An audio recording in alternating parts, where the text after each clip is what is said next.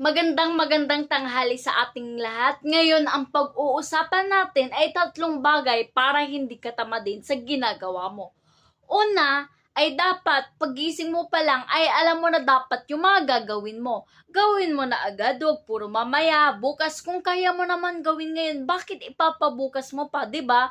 Kasi yung mga iba sa atin, panay mamaya na lang, maaga pa naman, hanggang umabot sila sa gabi. Hanggang yung dapat nilang gawin ay hindi na nila nagawa. Ako kasi ang ginagawa ko, bago ako matulog ng gabi, nasa isip ko na yung mga kailangan kong gawin kinabukasan.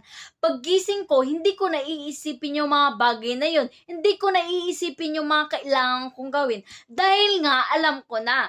Paggising ko, lahat ng nasa isip ko, ginagawa ko kaagad para matapos ko kaagad. Hindi ako pwedeng tamadin dahil gagawin ko lang din. Kasi kaya tayo tinatamad sa mga bagay-bagay. Kasi umaga pa lang, wala na tayong nagagawa eh. Mas inuuna natin yung mga bagay na hindi naman dapat natin inuuna. Sinasayang natin yung mga oras na dapat yung oras na yun ay ginamit natin sa mga bagay na may kwenta.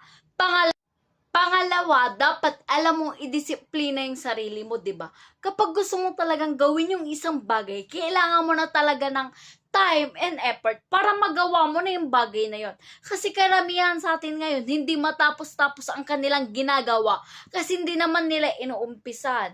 Dahil nga busy sila kaka-scroll sa Facebook, kakanood ng mga bagay na wala naman silang natututunan. Pangatlo, dapat may diskarte ka para lahat ng ginagawa mo ay matapos mo kaagad. Ako kasi ang ginagawa ko, dapat sa araw na yun, yung gagawin ko ay dapat magawa ko yun. Dapat may goal ka sa araw-araw. Tulad ng goal mo na matapos yung gawain mong yun, para kinabukasan, iba na naman. Kasi kapag wala kang diskarte, pagdating sa mga gagawin mo, wala kang maggagawa. Dahil tatama din ka talaga. Dahil lagi nasa isip mo, may bukas pa naman, may mamaya pa naman, tama, di ba? Isipin mo lagi, lahat ng oras ay napakamahalaga. Mahalaga. Kaya dapat, wag natin sayangin yon dahil ang oras ay kailanman hindi na maibabalik. Kaya wag sayangin ang oras mo sa mga bagay na wala namang kwenta.